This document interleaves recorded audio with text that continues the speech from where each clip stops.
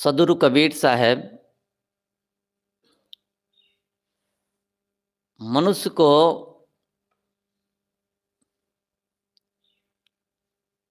जड़ बुद्धि का बने रहना यह पसंद नहीं करते हैं।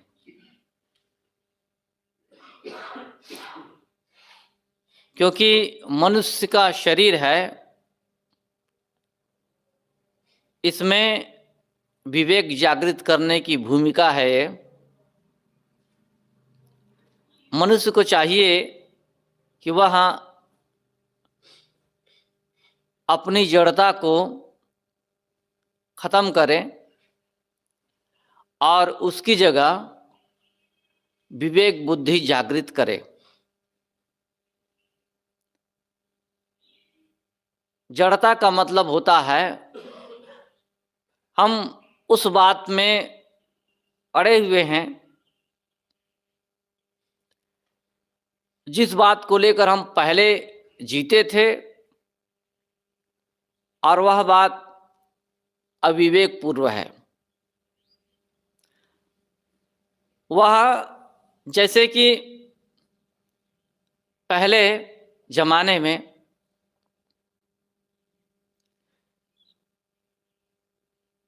देवता की पूजा करते थे लोग,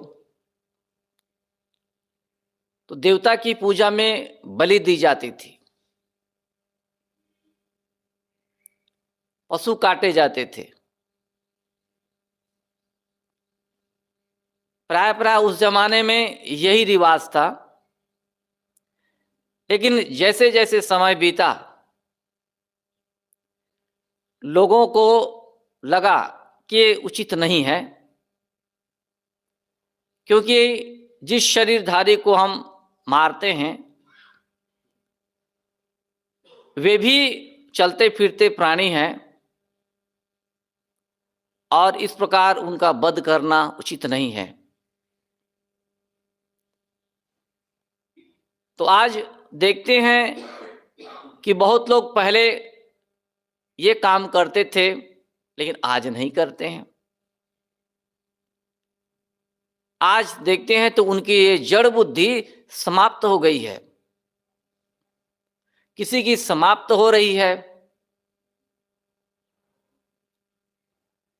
तो सद्गुरु कहते हैं ये जड़ता बुद्धि हमारे पास है, जड़ बुद्धि है, तब तक हम वही काम करेंगे जो हमें नहीं करना चाहिए। इसलिए जड़ बुद्धि से चलकर हमको सत्संग करते हुए जो विवेक बुद्धि है इसको प्राप्त करना चाहिए। इसी बात को लेकर यहाँ पर सद्गुरु कबीर साहब जी कहते हैं, माटी कोट पछाण को ताला, सोईग बन सोई रखवाला, सोबन देखत जीव डराना, ब्राह्मण वैष्णव एकै जाना।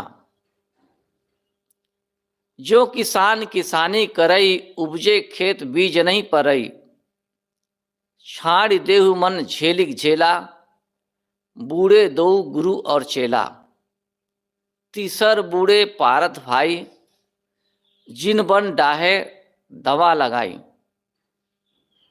भूख भूख कुकुर मर गयऊ, काज न एक सियार से भयऊ, मूस बिलाई एक संग कहू कैसे रह जाए, अचरज एक देखो हो संतो, हस्ती सिंह ही खाए।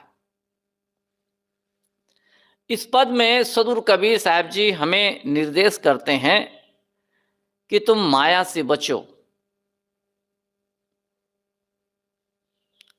माया क्या है? माया है जो हमारे पास है। क्या है? इस शरीर है, प्राणी है, पदार्थ हैं, जो छूटने वाले हैं सब के सब माया हैं। हमारे पास साथ में नहीं रहने वाले। सद्गुरु कहते हैं कि यह तुम्हारा शरीर जड़ है और इसमें जड़ बुद्धि है तुम्हारे पास, पाषाण का ताला, जड़ बुद्धि का ताला लगा हुआ है। अर्थात तुमने मनुष्य के शरीर पाया, लेकिन मनुष्य शरीर में ये शरीर तो जड़ है ही है, इसके साथ साथ है इस शरीर में तुमने जड़ बुद्धि का ताला लगा लिया है। अर्थात तुमने सोचना, विचारना, चिंतन करना बिल्कुल छोड़ दिया है और जो कुछ प्राप्त है उसमें मोह माया करके अपने जीवन को गुजार रहा है। इसलिए यहां सदगुरु कबीर साहब जी कहते हैं कि तुमको मनुष्य का जो जीवन है, कितना उत्तम भूमिका है तुम्हें मिला है,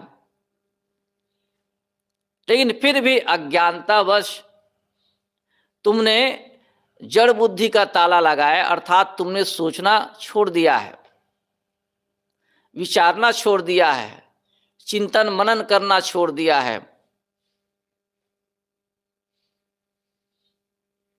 और क्या किया है, बस जो भी मिला है उसमें हम बिल्कुल आसक्त होकर जी रहे हैं। तो मनुष्य के लिए ये क्या है, बंधन है, बंधन। आदमी जड़ हो गया है, इससे आगे सोच नहीं सकता।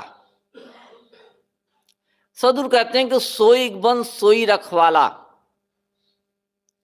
तुमने अपने लिए ऐसा जंगल तैयार कर लिया है। वो जंगल कौन सा है, घर द्वार मठ मकान और मन की सारी मान्यताएं। अब इन्हीं में तुम भूले हुए हो, इनसे तुम बाहर निकलना नहीं चाहते हो। और क्या कहते हैं, सोई रखवाला, उसी बन के तुम रखवाले बने हुए हो। आदमी सब कुछ अपने लिए जोड़ता है, जोड़ने के बाद क्या करता है, उसकी रखवाली करता है। रखवाली क्यों करता है, इसलिए कि इनका नाश ना हो जाए। भविष्य में नाश होने की संभावना को देखते हुए वो रखवाली करता है कि इसको कोई छीन ना ले, ये नष्ट न हो जाए। जैसे हमने परिवार बसाया, परिवार बनाया, घर में पत्नी बच्चे बहुएं ये सब हैं। हम सोचते हैं, पड़ोस में देखते हैं कि किसी का बेटा मर गया, किसी की बेटी मर गई, किसी का और कुछ नष्ट हो गया। उसको देखकर हम सोचते हैं कि हमारा भी नष्ट हो सकता है। अब हमारा क्या होगा, किसी का लड़का बिगड़ गया, किसी की लड़की बिगड़ गई, रास्ता भूल गए, पैर फिसल गए, आदमी को भय होता है। और इस वन को किसने बनाया है, हम ही ने बनाया है। और हमको भय होता है कि हमारे बच्चे बदचलन ना हो जाएं, बिगड़ ना जाएं, गलत रास्ते पर चले ना जाएं, इनका नाश ना हो जाए।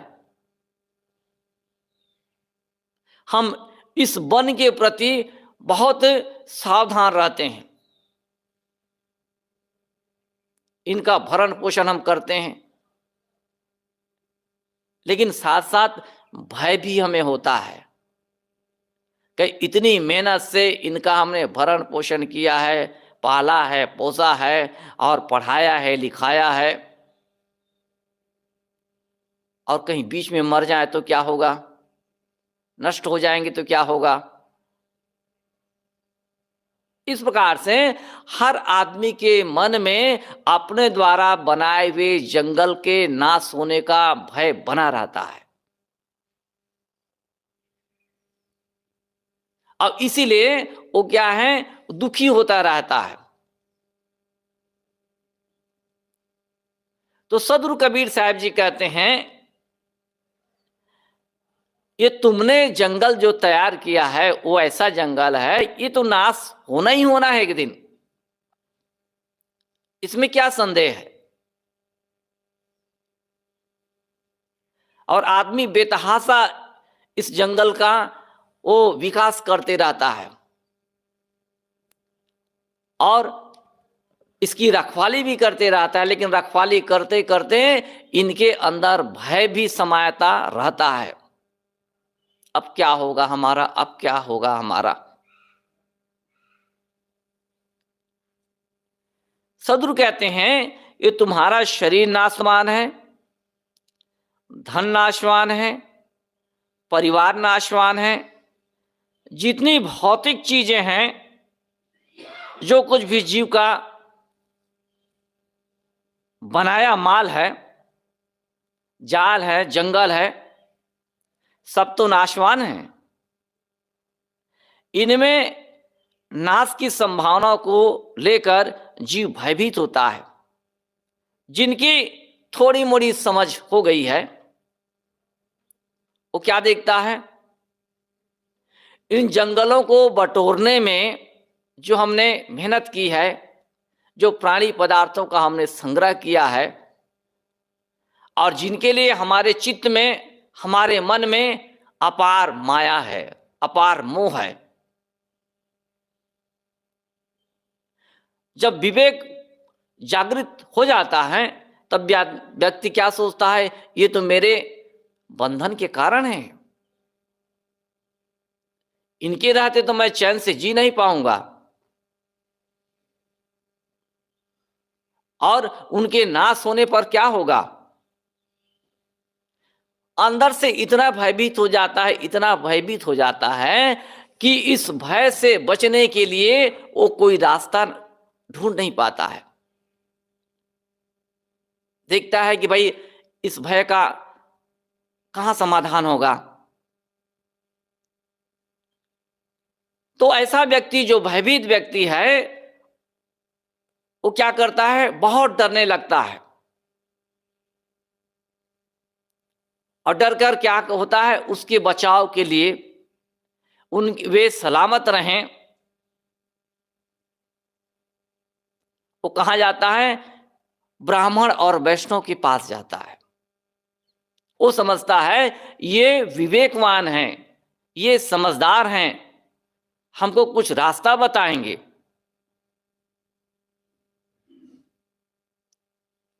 और उनके पास चले जाते हैं। तो सदगुरु कहते हैं, ब्राह्मण वैष्णव एके जाना,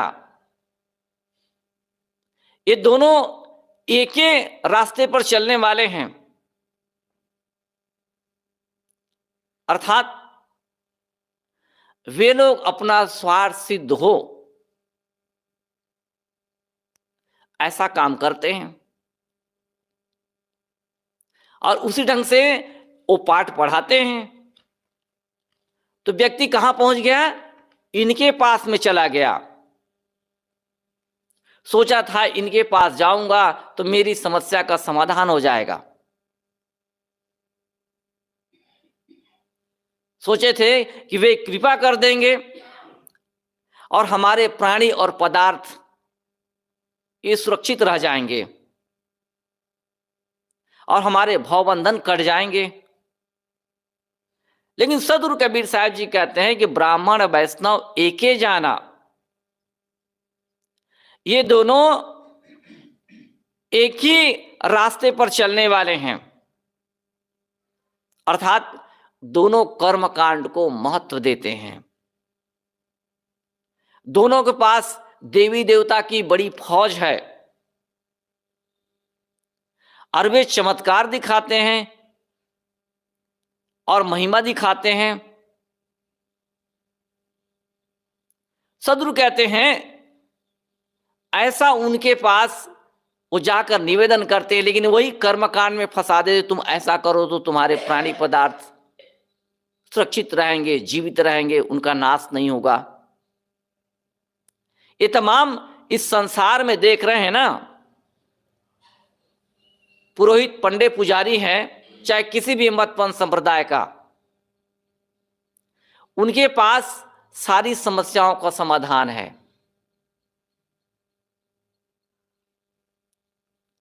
लोग जाते हैं उनके पास, देखिए बहुत दूर दूर से आते हैं। उनको यही नहीं पता होगा कि हम, जैसे कि यहां एक कोई पंडा है, अब उनके 4 बेटे हो गए हैं। 4 बेटे हो गए हैं तो मान लीजिए उनके पिताजी के 400 गांव थे। अब उनके 4 बेटे हो गए हैं तो 4 बेटे अलग अलग हो गए हैं, तो उन बेटों को कितना कितना मिला? 100 गांव मिले। 100 गांव आपस में वो बांट लिए। अब मैं किस पंडे के हिस्से में आता हूं मुझे पता नहीं, मेरा गांव किस पंडे के हिस्से में आता है मुझे पता नहीं। यहां आया मैं 80 लेकर,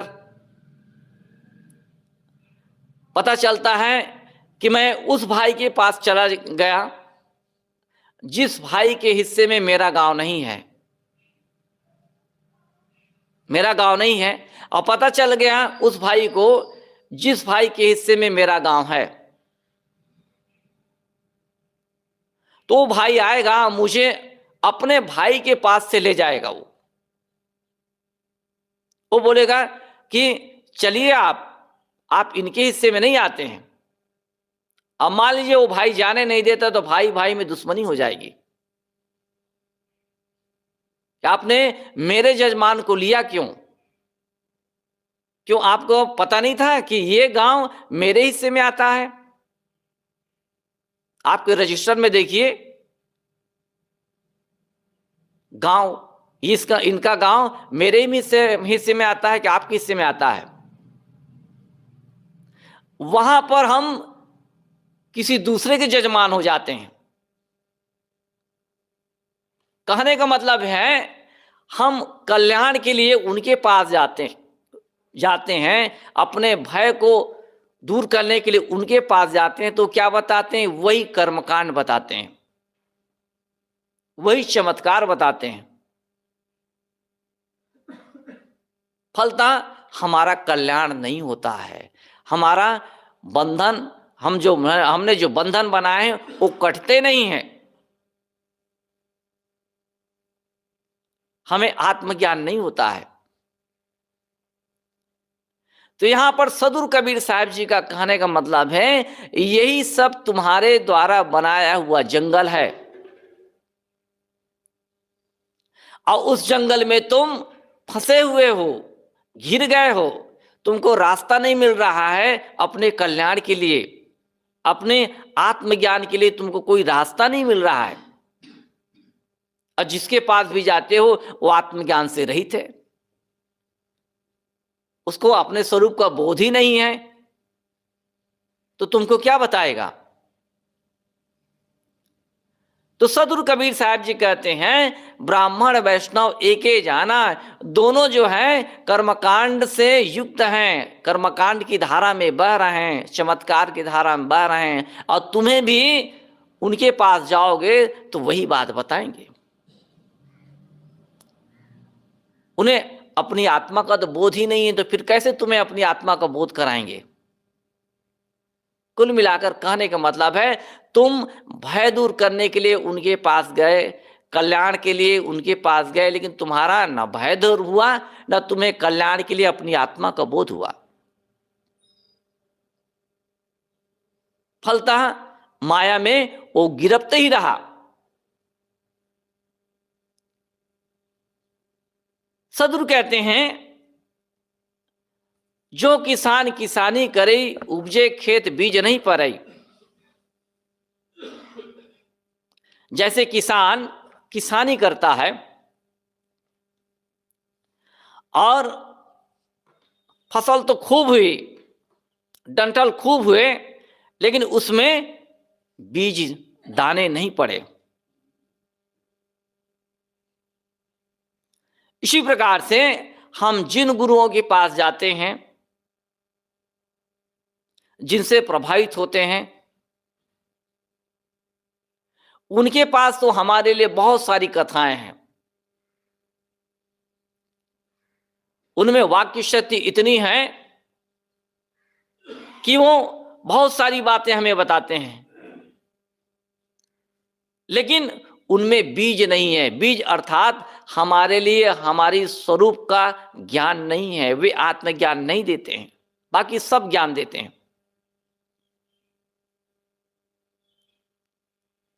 फिर क्या हुआ? ऐसी वाणी करने से, ऐसी खेती करने से क्या मतलब? कोई मतलब नहीं। देवी देवता, भूत प्रेत, लगन मूर्त, ये क्या है? उनके जाल हैं, यही उनकी खेती है। अब इन्हीं में वो हमको दौड़ाते हैं। तुम ऐसा कर लो, अमुक नदी में नहा लो, अमुक जगह चले जाओ, अमुक जगह जल चढ़ाओ। बस इतना कहकर हमको घुमाकर कहाँ रख देते हैं? अपने जो कर्मकांड है उन्हीं के रास्ते में हमको खड़ा करते हैं। कुल मिलाकर कहने का मतलब है, हमको बिल्कुल हमेशा परमुखापेक्षी बनाए रखते हैं। हमें आत्मज्ञान नहीं देते हैं, हमें अपने पैरों के सहारे खड़ा नहीं करते हैं, जबकि हमारे पैर हैं। लेकिन कहते हैं नहीं, ये बैसाखी लो, इसके सहारे तुम चलो। अज्ञानी जीव चलता है, क्या करेगा? तो सदगुरु कबीर साहब जी कहते हैं, देख लिया ना माया का कितना बोलबाला है। और हर आदमी प्रायः इसी बात में और इसी राह में चलने वाला है, इसलिए उसके मन का दुख है वो दूर नहीं होता है। एक तरह से सोचें, हम लोग बहुत भाग्यशाली हैं। कम से कम इतना तो समझने में आता है कि भाई मेरी अपनी आत्मा ही मेरा परमात्मा है। इतनी बात हम समझ लेते हैं तो बहुत सारी बातें हैं जिनसे हम अपने आप को ऐसे ही मोड़ लेते हैं। हमारा कर्मकांड बहुत कम हो जाता है, उधर से अपने को हम बहुत किनारा कर लेते हैं,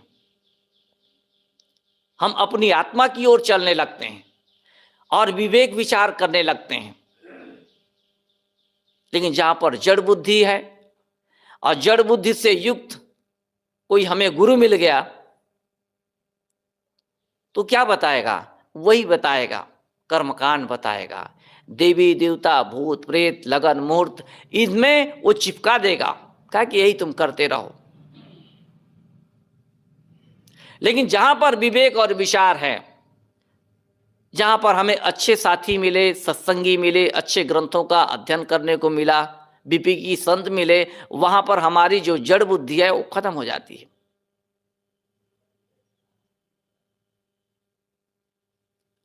तो सदगुरु कहते हैं कि छाड़ देव नर झेलिक झेला, बूढ़े दो गुरु और चेला। ऐसे जो वाणी जाल का पसारा है और उसको तुम छोड़ दो। वाणी जाल में वो सब बातें आ जाती हैं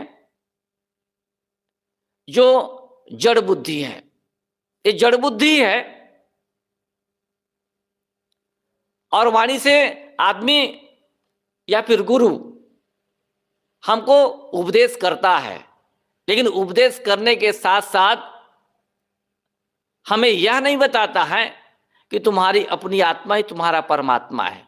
वो कहाँ उपदेश करेगा और बाहर ही रखेगा वो, जिससे कि अज्ञान सागर में सब समय तुम डूबे रहो। अब उस समय हमारी जरूरत पड़ेगी, अब हमें ही आवाज दोगे, समय से फिर हम आएंगे और फिर वही काम फिर कराएंगे। कुल मिलाकर कहने का मतलब है, व्यक्ति को चाहिए कि वो इस जड़ बुद्धि से निकले।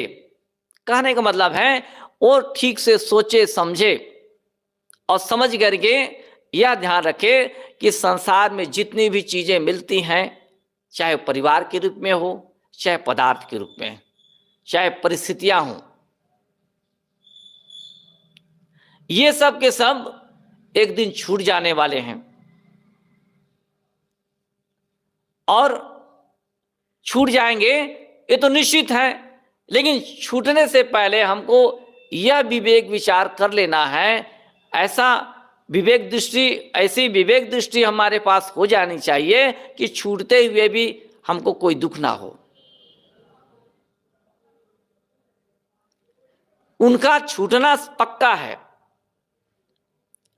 लेकिन जड़ बुद्धि क्या कहती है? जड़ बुद्धि हमें रोने के लिए, गिड़गिड़ाने के लिए, दुखी होने के लिए मजबूर करती है कि तुम्हारा ये छूट गया, तुम्हारा वो छूट गया, वो भी छूट जाएगा। आजकल में तुम्हारी इतनी धन संपत्ति है, कौन खाएगा, कौन लेगा? तुमने इतनी मेहनत करके ये सब बनाई थी। ये जड़ बुद्धि कहती है। लेकिन विवेक बुद्धि क्या कहती है?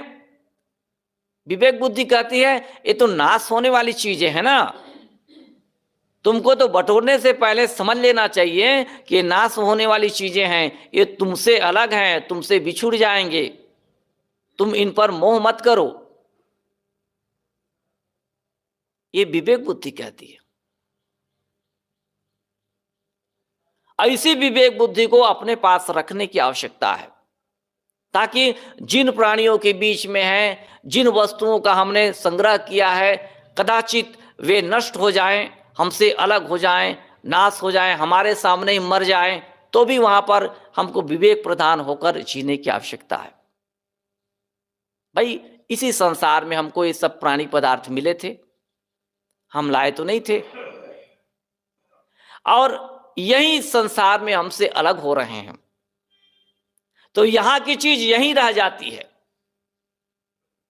हम सोचते हैं कि हमने जो संपत्ति बटोरी है, हमने जो चीजें पाई हैं, हमने जो परिवार बटोरा है, हमने जो जंगल बसाया है, ये नष्ट ना हो।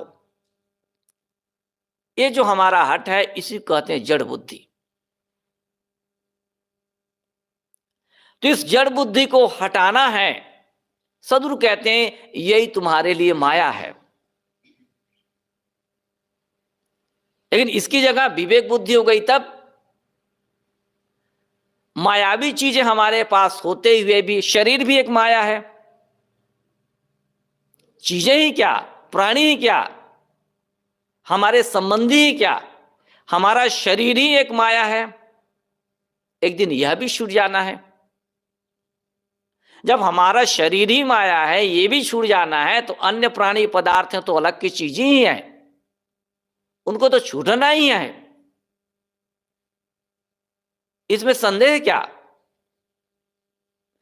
इस प्रकार से जब हमारे मन में चिंतन चलते रहता है, हम विचार करते रहते हैं, तो प्राणी पदार्थों के छूटते हुए भी हमको कोई दुख नहीं होता है।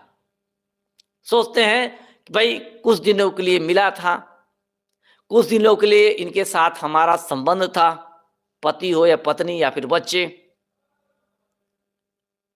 आज उनका शरीर छूट गया। सोचते हैं कल हमारा छूटेगा, परसों किसी और का छूटेगा। कुल मिलाकर कहने का मतलब है, जब घूम घूम कर हमारे पास ये विवेक विचार चलते रहता है, तो हमें दुखी होने की कोई आवश्यकता नहीं, हम दुखी नहीं होते हैं। यही है अपने को माया से बचाना। और जो माया से बचा लेता है वो कहना चाहिए जीवन को समझ गया, जीवन को सही ढंग से जी रहा है। और जीवन का आनंद किस में है? जब आदमी विवेक पूर्वक जीता है तब उसे आनंद की अनुभूति होती है। और दुख कब होता है? जब वो जड़ बुद्धि के अनुसार जीता है, अविवेक के अनुसार जीता है, अज्ञानता के अनुसार जीता है, तब उसे दुख होता है। तो जब भी हम दुखी हैं तो हमें समझ जाना चाहिए कि हम अभी अज्ञानता में जी रहे हैं। अभी हमारा दिमाग जो है जड़ बुद्धि में ही लगा हुआ है। जड़ बुद्धि के आधार पर हमारे जीवन का संचालन हो रहा है। लेकिन जब हम सुखी हैं, संतुष्ट हैं, किसी प्रकार का दुख नहीं है, तब समझ जाना चाहिए कि हमारे जीवन का संचालन अब विवेक बुद्धि के हाथ में आ गई है।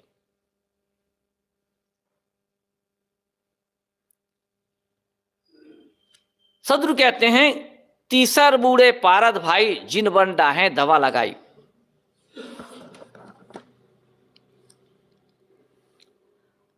पारद, इसका पारधी यानी शिकारी। शिकारी क्या करता है? जंगल में जाता है, जाल फैलाता है और शिकार करता है। इसी प्रकार से संसार में बहुत ऐसे उपदेशक हैं जो धोखा देने का काम करते हैं। ऐसा नहीं है कि ये लोग ज्यादा समझदार नहीं होते, समझदार होते हैं, लेकिन अपनी समझदारी को ये दूसरी जगह लगाते हैं, गलत जगह लगाते हैं।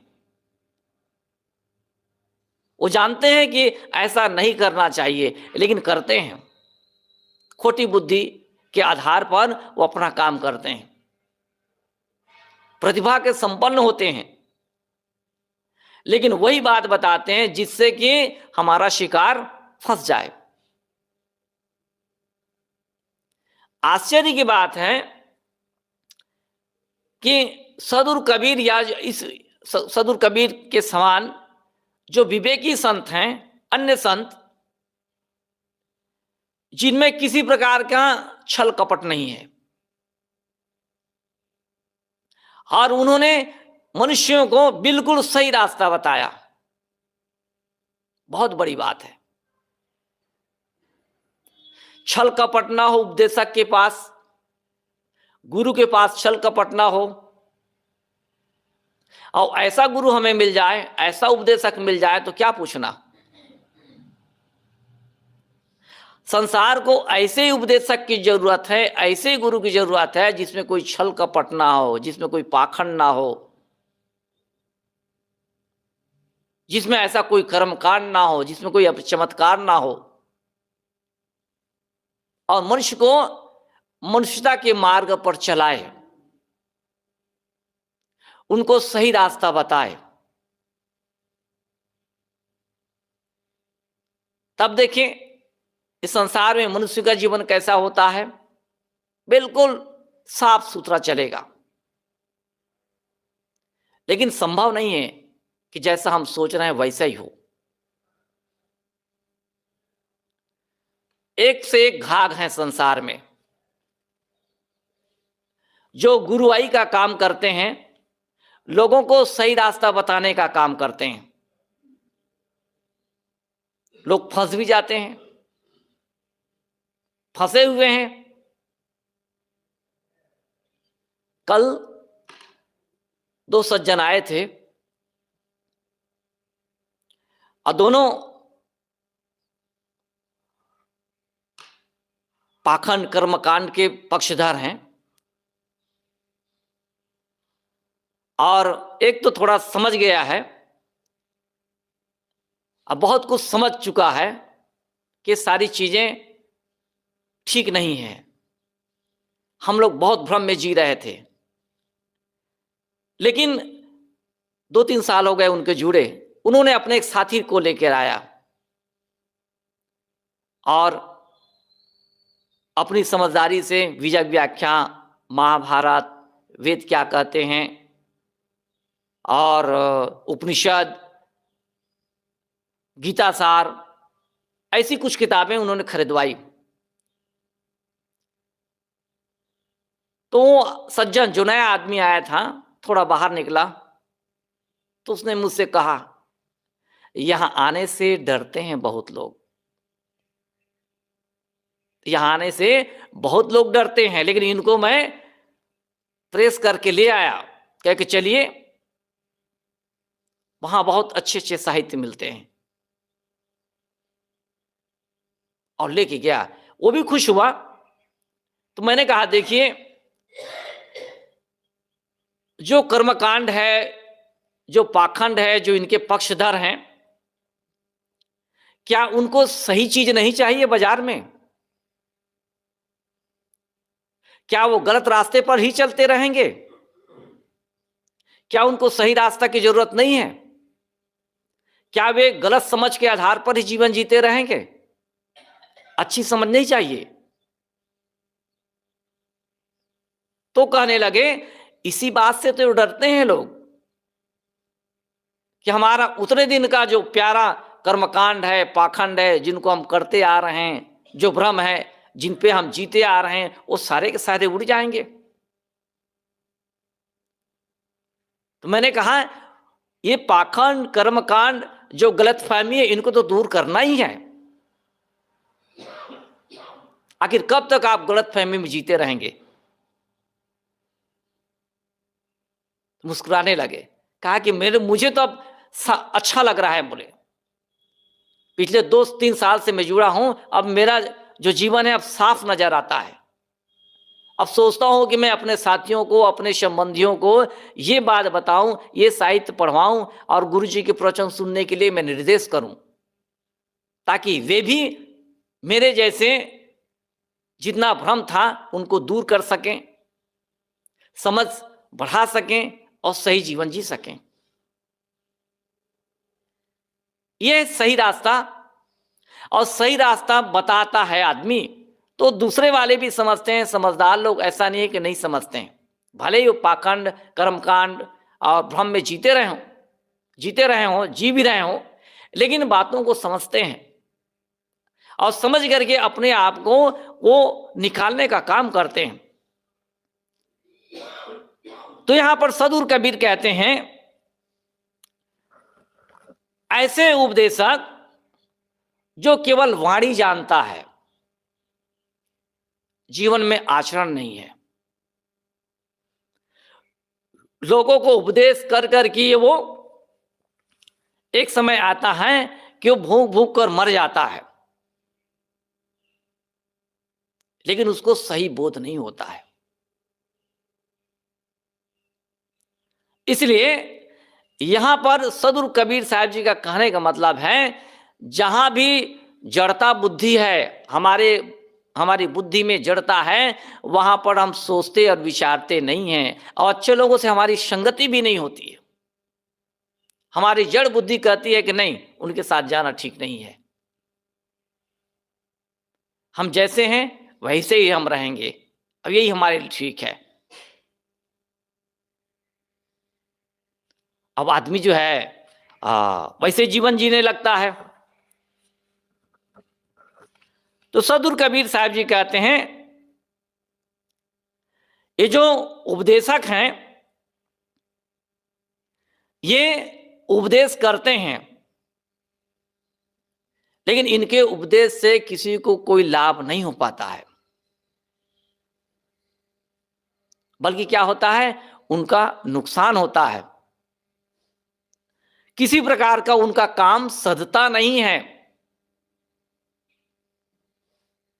इसलिए हम सबको चाहिए कि हम विवेक और विचार को प्रधानता दें। और ये मनुष्य का जीवन, मनुष्य शरीर क्या है, विवेक प्रधान ये जीवन है, ये साधन ही ऐसा है जिसमें विवेक की प्रधानता है। बस थोड़ी संगति करने की आवश्यकता है, और संगति करेंगे तो हमारे में जो जड़ता बुद्धि है वो अपने आप खत्म हो जाएगी। लेकिन कब, जब अच्छे लोगों की संगति करेंगे तब। लेकिन अच्छे लोगों की संगति भी बहुत दुर्लभ है। हमारी जड़ता बुद्धि को खत्म करना कोई आसान काम थोड़ी है, आसान काम नहीं है। उन्होंने कहा यहां आने से लोग डरते हैं। इसका मतलब क्या है? इसका मतलब यह है आना नहीं चाहते हैं, उसी जड़ बुद्धि में बने रहना ही उनको अच्छा लगता है। जो हम कर्म कांड कर रहे हैं, जो पाखंड है, जो भ्रम है, वो जिनमें जी रहे हैं, उनमें हमें जीते रहना अच्छा है, ऐसा वे सोचते हैं।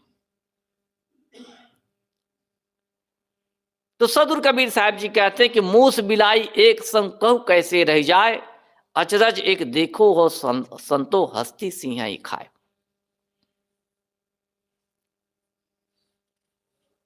मूस और बिलाई ये दोनों एक साथ नहीं रह सकते, लेकिन कभी कभी लोग दिखाया करते हैं कि सांप है, चूहे हैं, बिल्ली हैं, गाय हैं, सिंह हैं, एक साथ रहते हैं, दिखाया करते हैं। लेकिन ऐसा बहुत कम देखने को मिलता होगा। क्यों? इसलिए कि सब एक दूसरे के आहार हैं,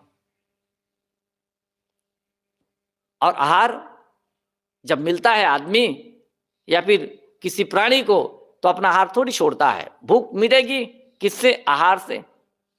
तो अपना आहार ले लेते हैं। तो सदगुरु कबीर साहब जी कहते हैं मनुष्य को विवेकवान होने की जरूरत है, और जीवन का उद्देश्य क्या है? विवेकवान बनना, अर्थात माया से बचना।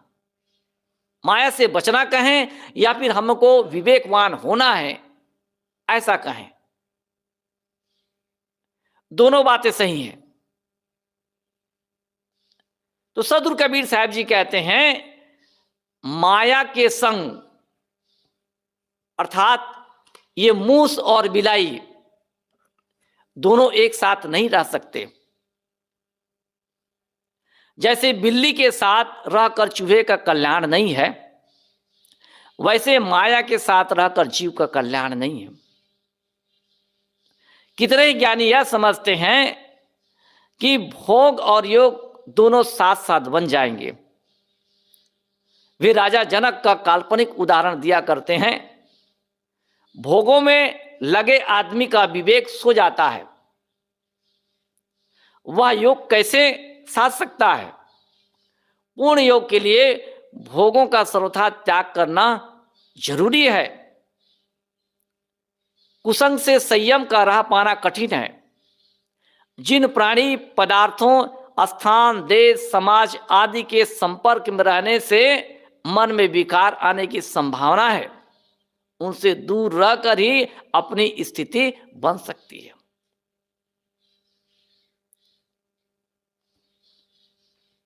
सदगुरु कहते हैं किन किन बातों से अपने को परहेज रखना है, उसके लिए यहां पर कहते हैं जिन बातों से, जिन प्राणियों से, जिन प्राणियों के संपर्क से, जिन पदार्थों के संपर्क से, जिनको छूने, देखने, चखने, भोगने से हमारे मन में विकार उत्पन्न होता है, वो सब के सब त्यागने योग्य है। उनसे बचना हमारा धर्म है, जिससे कि हम अपने आप को समझ सकें, अपने आप को संयम में रख सकें। कुल मिलाकर कहने का मतलब यह है प्राणी तो हमारे पास रहेंगे, पदार्थ भी रहेंगे और स्थितियां भी रहेंगी, इनको मिटाया नहीं जा सकता। हाँ, इनसे, इनके और हमारे बीच जो संपर्क है उसमें संयम बरता जा सकता है, और संयम ही असली साधना है। हम दुनिया से, प्राणी पदार्थों को, स्थितियों को खारिज करके अपनी साधना नहीं कर सकते, क्योंकि इन्हीं के बीच हमारा जीवन का गुजर होता है। तो भला बताइए, इनको हम कहां फेंक देंगे? नहीं फेंकेंगे, ये सदैव बने रहेंगे। लेकिन सदैव बने रहते हुए भी इनके साथ हमारा जो जीवन है वो कैसे बीतना चाहिए? संयम पूर्वक बीतना चाहिए। जैसे आदमी खाता है, रोज खाता है, और उसे खाने का ढंग नहीं है, जब भी खाता है अधिक खा लेता है, जब भी खाता है वो ऐसी चीजें खा लेता है जिससे उसका पेट खराब होता है, ऐसी वाणी बोलता है जिससे मन खराब होता है।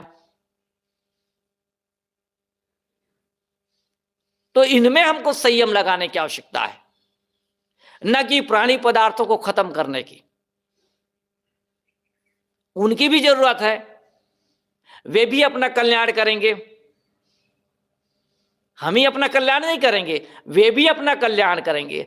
तो वे भी कल्याण करेंगे तो उनको भी हमारी जरूरत है, हमारी संगति की जरूरत है। इसलिए वे भी रहेंगे, हम भी रहेंगे। हाँ, उनके और हमारे बीच में क्या है? जो संयम का जो नियम है, इसको हमको बनाए रखना है। कुल मिलाकर करना चाहिए, संयम ही साधना है। और जिसका संयम सद गया है, उसके लिए चाहे प्राणी है, चाहे पदार्थ, चाहे परिस्थितियां, चाहे जैसी भी हैं, कोई दिक्कत नहीं। संसार में लोग रह रहे हैं ऐसे। तो यहां पर सदगुरु कबीर कहते हैं, मैं एक आश्चर्य देखता हूं कि हाथी सिंह को खा रहा है। संसार में यह देखा जाता है कि सिंह हाथी को खा जाता है, परंतु यहां तो हाथी ही सिंह को खा रहा है। मन है हाथी और सिंह है जीव। जीव मन को अपने अधीन रख सकता है, परंतु उल्टा हो रहा है, मन ही जीव को पतित कर रहा है। कहने का मतलब है, हमारे पास विवेक का अभाव है, इसलिए हम प्राणी पदार्थों के बीच में अपने मन को साध नहीं पा रहे हैं, मन को संयमित नहीं कर पा रहे हैं। इसलिए बार बार ये हमारा मन संसार के प्राणी पदार्थों की ओर हमको घसीट कर ले जाता है। कहता है चलिए अमुक चीज है, बहुत सुंदर है, वहां अच्छे अच्छे लोग आए हैं, देख लीजिए, मिल लीजिए, अच्छी अच्छी चीजें खाने की, बाजार में बहुत अच्छी अच्छी चीजें आई हैं। इस प्रकार मन बार बार हमको राग की ओर घसीट कर ले जाता है।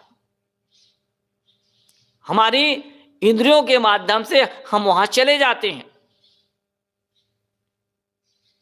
और फिर वहां पर हम मोह माया के अनुसार जीवन जीने लगते हैं। क्यों? इसलिए कि हमारे पास अभी विवेक नहीं है। तो कुल मिलाकर कहने का मतलब है, हमको विवेक जागृत करना है। जब विवेक जागृत हो जाएगा तो वही प्राणी पदार्थ हैं, कल हमको बंधन रूप में, काल के रूप में दिखाई दे रहे थे। लग रहा था कि हमारे जीवन में ये साधना के विरोधी तत्व हैं, विरोधी आलंबन है, ऐसा हम सोचते थे। लेकिन जब विवेक जागृत हो जाता है और आदमी धैर्यपूर्वक चलने लगता है, तब उसकी दृष्टि ऑटोमेटिक बदल जाती है। तब सोचता है कि नहीं नहीं, जीवन निर्वाह में इनका सहयोग है, इनको भी साधना करने की आवश्यकता है, जीवन निर्वाह में साथी की आवश्यकता है।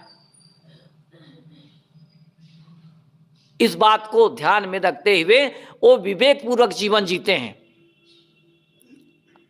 अब समझते हैं ये बंधन देने वाले नहीं है,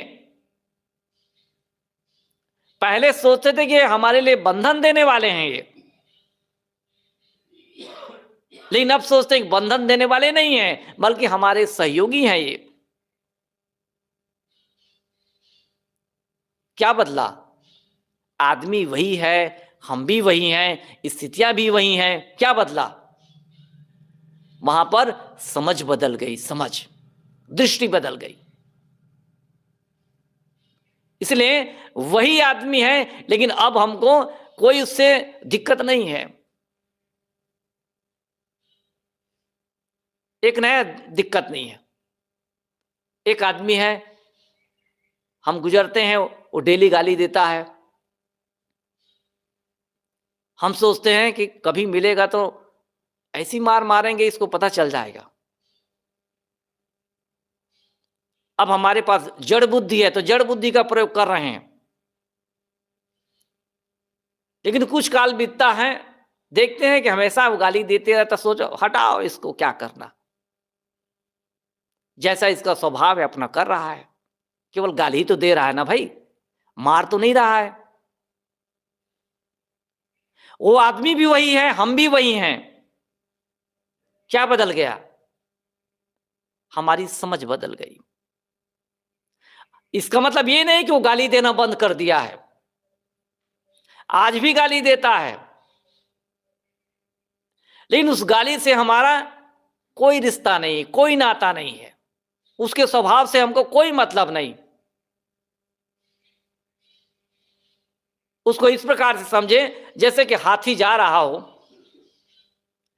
और कुत्ते उस हाथी को देख देख कर भूख रहे हो, तो हाथी का क्या बिगड़ जाता है? हाथी का क्या नुकसान होता है? कोई नुकसान नहीं होता है। कुत्ते भूखते रहे हजारों, हमको क्या लेने देना। ऐसे ही जब हमें भी विवेक दृष्टि मिल जाती है, विवेक ज्ञान हो जाता है, तो दूसरों के साथ हमारा व्यवहार भी ऐसे ही होता है। सदगुरु कबीर साहब ने कहा कि निंदक नियरे राखिए आंगन कुटी छबाए। देखिए, निंदक को भी सदगुरु कबीर साहब जी कहते हैं उसको सामने रखो, अपने कुटी में रखो, सामने रखो। निंदा करता है, इससे ज्यादा तो नहीं करता है। एक आदमी निंदक से घृणा करता है, वो हमारी निंदा करता है, लेकिन सदगुरु कबीर साहब जी कहते हैं नहीं नहीं, वो यहीं पर रखने योग्य है, हमारे बगल में ही रख दो उसको। और निंदा कर करके हमको समझाता है, हमारी सफाई करता है बिना पानी और साबुन के। तो इससे बड़ा ही तैसी हमारे लिए क्या हो सकता है? देखिए क्या बिगड़ गया। लेकिन एक दूसरा आदमी है, वो समझेगा ये हमारी निंदा करता है, रोज निंदा करता है, हो सकता है उससे लड़ जाए, झगड़ जाए, मारपीट कर दे, दुश्मनी बना ले। लेकिन विवेकवान ऐसा नहीं करते हैं। तो कुछ बदलता नहीं है, आदमी वही है, निंदा करने वाला भी वही है, हम निंदा सुनते हैं, हम भी वही हैं, बस समझ में अंतर आ गया। हम सोचते हैं कि उसका स्वभाव ऐसा है, स्वभाव को बदला नहीं जा सकता। उनके स्वभाव को हम बदल नहीं सकते, यदि चाहे तो वो बदल सकता है, लेकिन उसको यही स्वभाव प्रिय है तो कोई दिक्कत नहीं, अपना स्वभाव बनाए रखे। अब हमको तो ये स्वभाव प्रिय है भाई, उसकी निंदा से हमको कोई दुख नहीं है। निंदा हमारे शरीर में कहां चिपकती है? नहीं चिपकती है। तो ये दृष्टि है, और इस दृष्टि को प्राप्त करके कोई भी आदमी कहीं भी रहता है, उसका कितना भी निंदक हो, कितना भी प्रतिक्रिया व्यक्त करने वाला हो, यदि उसमें थोड़ी भी विवेक शक्ति है, विवेक जागृत है, तो उसको दुख नहीं होगा, बल्कि अपने को बचा लेगा। और यही उसकी कहना चाहिए विशेषता है, और यही उसका जीवन का उद्देश्य है। दुख क्या है? यही दुख है कि किसी ने गाली दे दी, किसी ने निंदा कर दी, किसी ने कुछ कहा, यही दुख है। अब हमको ऐसी विवेक जागृत हो गई है, हमारी विवेक शक्ति जागृत हो गई है कि अब कोई गाली देता है, कोई निंदा करता है, कोई कुछ भी करता है, गाली गलौज करता है, अब कोई दुख नहीं है। इसका मतलब आपने अपने जीवन में दुखों से मुक्ति प्राप्त कर ली। अब दुख नाम की कोई चीज नहीं आपके लिए, बल्कि आपके मन में प्रसन्नता होगी, क्या कहने बेचारा, ये भी काश हमारे तरह समझदार हो जाता तो दुखों से मुक्त हो जाता। गाली देने वाले के लिए भी हमारे मन में वहां पर हित चिंतन चल रहा है कि ये भी अच्छी संगत पाता और अपने को सुधार लेता तो कितना अच्छा होता। इस प्रकार सदगुरु कबीर साहब जी कहते हैं, अपने को हमको विवेकवान बनाने की आवश्यकता है, जिससे कि हम जहां पर हैं, जिस स्थिति में हैं और जिन लोगों के बीच में हैं, उन लोगों के बीच में रहते हुए हम विवेक प्रधान जीवन जीकर उनके साथ प्रेम से हम रह सके और अपने जीवन में जो आए हुए आक्षेप है और उनके दुख से अपने को बचा सकें। यही है माया से अपने को बचाना। और ये हर मनुष्य का, हर व्यक्ति का अपना कर्तव्य है। मैं आपको नहीं बचा सकता दुखों से, आप मुझे दुखों से नहीं बचा सकते। हर आदमी को अपना अपना हमको क्या करना है, विवेक जागृत करना है और विवेक जागृत करके दुखों से अपने को बचाना है। तो कितनी बड़ी बात है। महापुरुषों का यही हित चिंतन हमारे लिए उनकी ओर से महाप्रसाद है। वे हमारे लिए रास्ता बताते हैं ताकि तुम भी संसार के दुखों से, जो संसार के लोग जल रहे हैं, उन दुखों से अपने को बचा सको। तो इस प्रकार इस रमैनी में सदगुरु कबीर साहब जी कहते हैं कि ऐ लोगों, माया से अर्थात दुख से अपने आप को बचाओ, या कहें अपने जीवन में विवेक जागृत करो, जिससे कि तुम दुखों से बच सको।